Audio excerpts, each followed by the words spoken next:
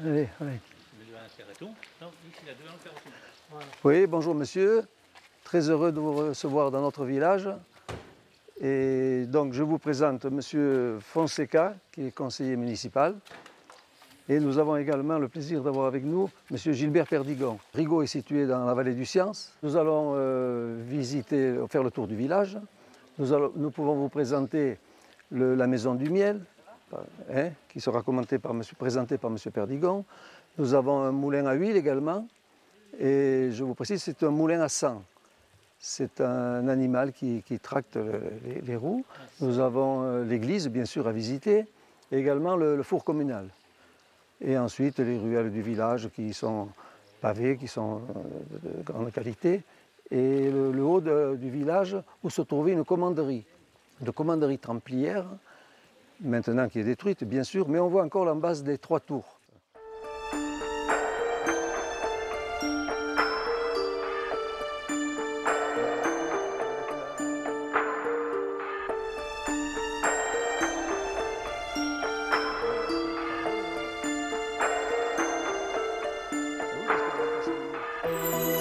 Alors là, nous trouvons une ancienne chapelle qui a été désaffectée et que la mairie a pris et aménagée, au point qu'au-dessus, il y a des gîtes d'étape pour 12 personnes qui peuvent très bien marcher avec l'auberge, et ça a marché à une époque.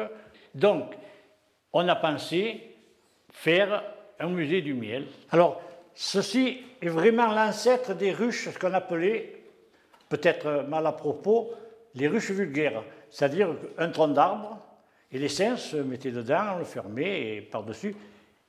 L'automne, ils allaient sur 80 ruches, ils en prenaient 40, et ils laissaient les légères. Certaines étaient pleines de miel, d'autres moins. Celles qui étaient les plus pleines, ils les prenaient, et malheureusement, ils les tuaient. Pourquoi les plus pleines? Là, il faudrait faire calculer, mais je vais vous le dire tout de suite. C'est que celles qui étaient légères, il les tuait parce qu'il laissait les plus pleines pour qu'elles aient la provision pour l'hiver. On est passé à la ruche à cadre, c'est-à-dire la ruche moderne. Alors là, on ne tue plus les abeilles. La ruche à cadre, ça a été ça les premiers modèles. Mais c'est la Langstroth ou la Dadin, où les cadres restent, on les vide par le système de l'extracteur et on remet les cadres vides pour pas qu'elles aient affaire à la cire et sans tuer les abeilles. Nous sommes dans un moulin vraiment ancien, paraît-il un des plus anciens du département, si ce n'est le plus ancien. Ce qu'on appelle un moulin à sang, SANG. Ça, tout le monde comprendra, c'est-à-dire tracté par un animal. Cette cuve-là, où il se faisait l'extraction, où on écrase les olives, paraît-il, est une rareté par rapport au moulin très ancien, parce qu'elle est en bois. Alors, quel bois? Moi, je pense à un bois très dur, sûrement, chêne ou peut-être noyer. Par contre, la roue est une pierre, et qui vient des montagnes d'en face, c'est-à-dire d'Ouine, commune de Lioche. Donc la roue tournait, par la force du petit âne qui tournait. On extrayait la pâte d'olive, toujours le même système qu'on fait actuellement, mais ultra moderne, et on la mettait dans ce qu'on appelle ici escourting. On remplissait et on la pressait.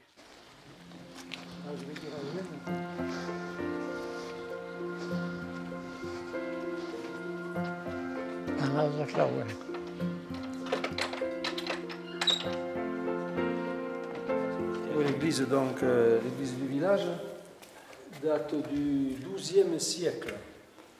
Et c'était au départ une ancienne, comment on appelait ça, une salle d'armes des Templiers, puisque nous avons la commanderie des Templiers. Et donc, ensuite, elle a été modifiée en plusieurs étapes, quoi, disons. Alors, donc, on peut voir tous ces tableaux. Vous avez la descente de croix et le rosaire.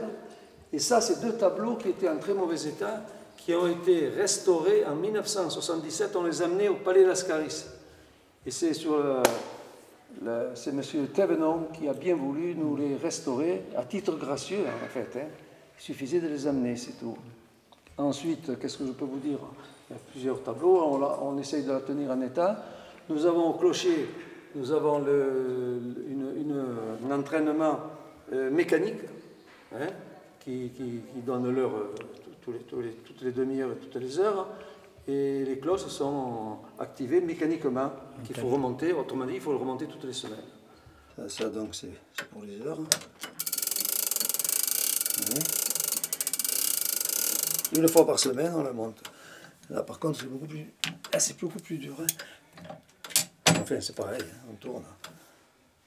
Et ça, c'est pour les cloches. C'est ensemble. Oui.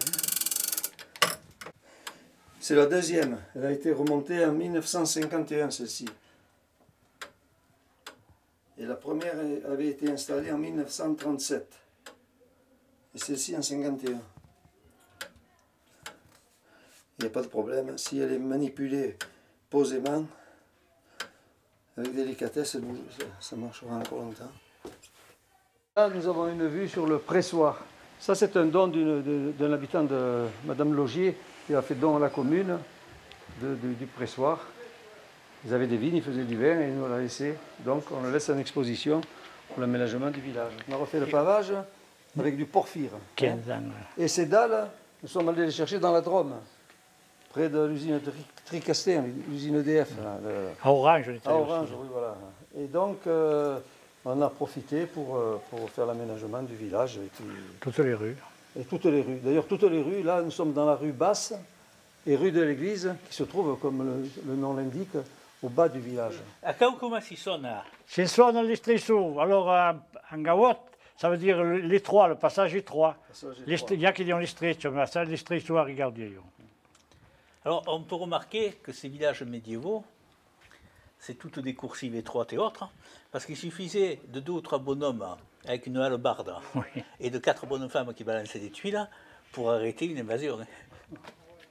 Ah ben oui.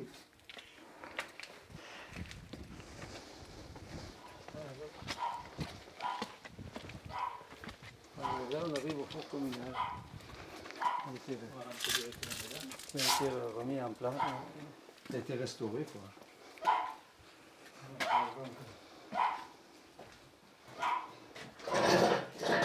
Ce four a une particularité très ancienne, c'est-à-dire que tout le tour, on peut faire le tour du four, on peut faire le tour. Il a été bâti exprès. Il y a une contre-voûte, ce qu'on appelle, et ceci était muré. Jusqu'au jour qu'on a dit on a voulu le faire propre, et on a enlevé, et on s'est aperçu, on a fait le tour, on fait le tour du four. C'est une particularité, voilà. Une particularité, le four, pour un village comme Rigaud, vous en verrez dans toutes les communes, il y en avait même des privés. Mais celui-là, il est assez grand, hein. Et enfin, il y avait du monde, quoi.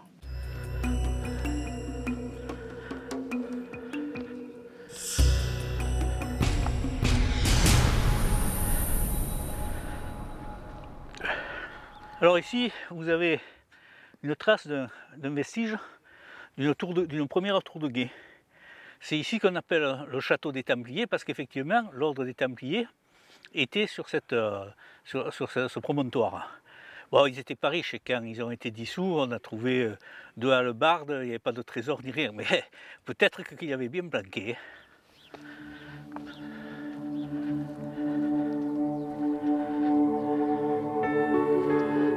Là, vous avez un beau point de vue sur le village, oui, sur les toits.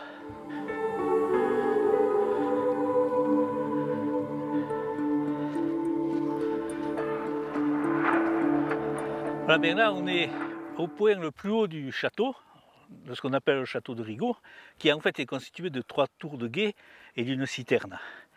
Et on s'aperçoit bien, du point de vue stratégique de la situation, puisqu'on est juste à la sortie des gorges blanches, avant d'attaquer l'entrée des gorges rouges de l'autre côté.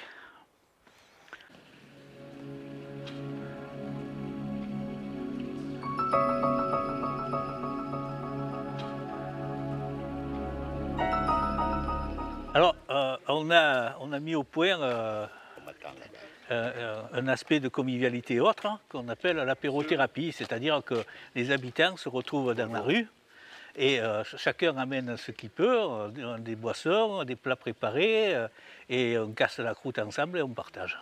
Où on se trouve là, monsieur le maire? Eh bien, nous nous trouvons sur la terrasse de l'auberge communale. auberge communale, donc, qui actuellement est à l'arrêt, disons. Il n'y a pas de gérant.